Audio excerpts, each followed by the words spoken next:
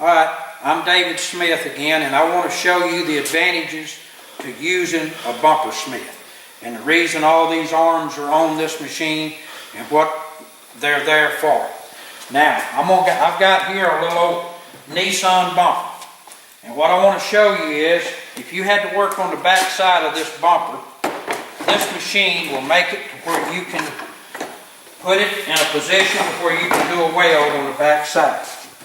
Now, my point is, if you had to do a weld anywhere in this area, then you can get to it. Put your tape on the back, prepare your weld, do your weld. Now, let's say, for instance, you had to turn right over then and you wanted to do one to the front side. You can take that bumper, you can slide your arm up just a little bit to another position, and you can get that bumper in a position where you can work on it on front side. Now, there's also, you can take that same bumper, if you needed to work on it in a table position, you could take it, you could set it on that machine, you could turn around, you could go and put a clamp here and a clamp over there where it wouldn't move at all while you was working on it. Now, another point you can do here is, you can take this particular bumper, and let's say you wanted to do a repair on the very end, either end of the bumper you wanted to do a repair on. You could bring that bumper up, you can take this arm and bring it right up to it, and take your clamp, regular old C-clamp like you use in your sheet metal work, and you clamp it.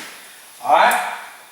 After you've done that and you wanted to, say, do a repair here, you can do the repair if you needed to. You could take your clamp and put it there, and that bumper's not going to go anywhere while you're doing your weld. That's one advantage. This is two advantages. And another thing I want to show you. These pads are made where they're a little bit, where they'll flow with the movement of the bumper, keep you from scratching your bumper up. Also, if need be, you can take these arms, you can turn this position, pull the pads off, and put them in that position. If you had to do that bumper and you needed to have a little help with those arms, you could bring those arms out. You could set that machine up there, that bumper on the machine. You can turn around and take your clamp and put it right here. I'm going to loosen it just a small amount. And let's say we take another one and we bring it over and we put it over here. That gives you an advantage to, for instance, let's say you're going to do this weld right here, in which in this schooling we're going to do this particular weld. It's a T-weld. But then we prepared that weld, we could step right around here and we could run our bead, and our bumper is in a position where it's stable enough where we can do what we want to do to it. The point being, these arms becomes a great advantage to you as a body man to be able to actually do something without having to use a fender stand, which you can't do nothing off of a fender stand.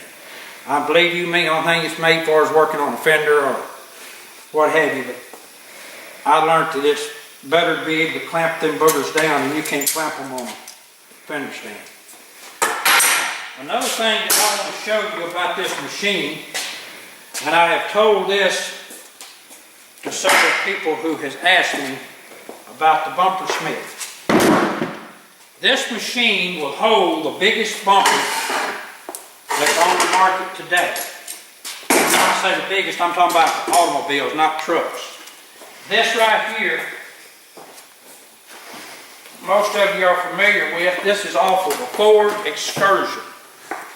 And believe you me, it's a little bit longer than the Denali, and it's a little bit longer than the Toyota Sequoia. But this machine was set up to where this bumper was set on it, and there's room on both sides of sticking out. And so, if we needed to work on an Excursion bumper, and we wanted to do just about every position on the same thing that we was doing the others, we would have the advantage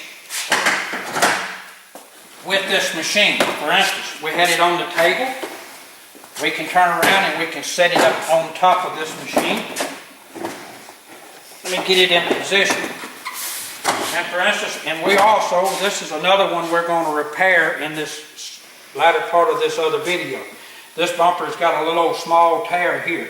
This is a very expensive bumper. Even a recycler would sell this bumper for $400. This bumper OEM's about $600 or better now. But you can get it in that position to work on. And this, like I said, is a very big bumper. But you can turn this bumper over again and turn it over, and you can turn it upside down in this cradle position. You could also take this same clamp system, and if you wanted to fix it where that bumper didn't move around at all, let me get a hold of it here.